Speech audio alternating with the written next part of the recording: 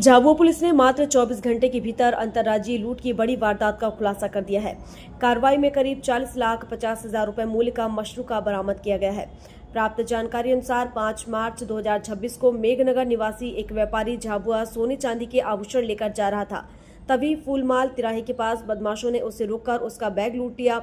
मामले की गंभीरता को देखते हुए पुलिस ने तुरंत विशेष टीम गठित कर जांच शुरू की और आसपास के सीसीटीवी फुटेज तथा तकनीकी साक्ष्यों के आधार पर आरोपियों तक पहुंच बनाई। पुलिस ने कार्रवाई करते हुए राजस्थान के झालावाड़ जिले के 4 आरोपियों को गिरफ्तार किया है। आरोपियों के कब्जे से 11,400 किलो चांदी सोने के आभूषण और वारदात में प्रयुक्त इको कार बरामद की गई है। इस त्वरित कार्रवाई में पुलिस अधिकारियों और साइबर टीम की अहम भूमिका रही। पुलिस अधीक्षक ने टीम के सराहनीय कार्य के लिए नगद इनाम देने की घोषणा भी की है। देखिए, आज झाबुआ कोतवाली पुलिस ने एक बहुत ही बड़े गिरोह का, जो कि अंतर्राज्यीय डकैती गिरोह का पर्दाफाश किया है।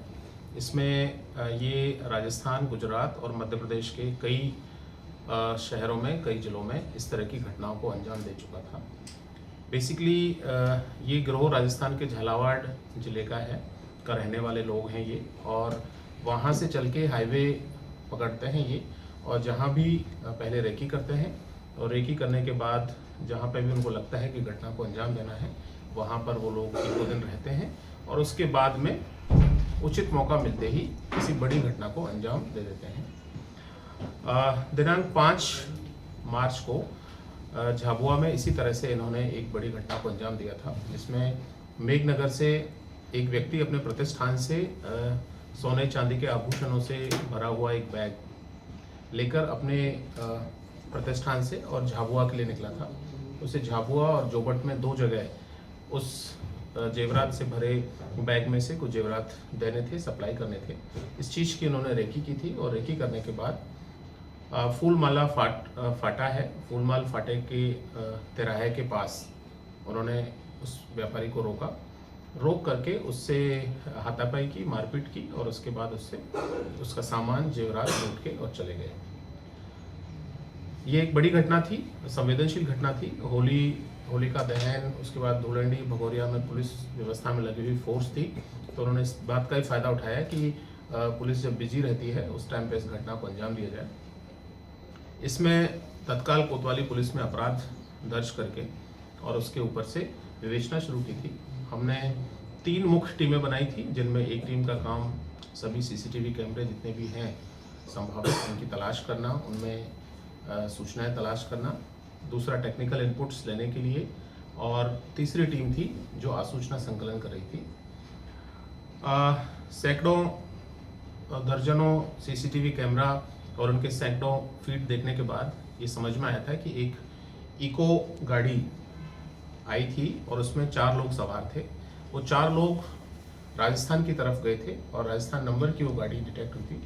उसके बाद हमको लिंक मिला, उस लिंक के आधार पर और उसके बाद तकनीकी साक्ष्य जो एकत्रित किए गए थे हमारे, उनके आधार पर हम लोग इस निष्कर्ष पर पहुंचे कि ये एक गिरोह का काम है और उसके ऊपर कार्रवाई शुरू की।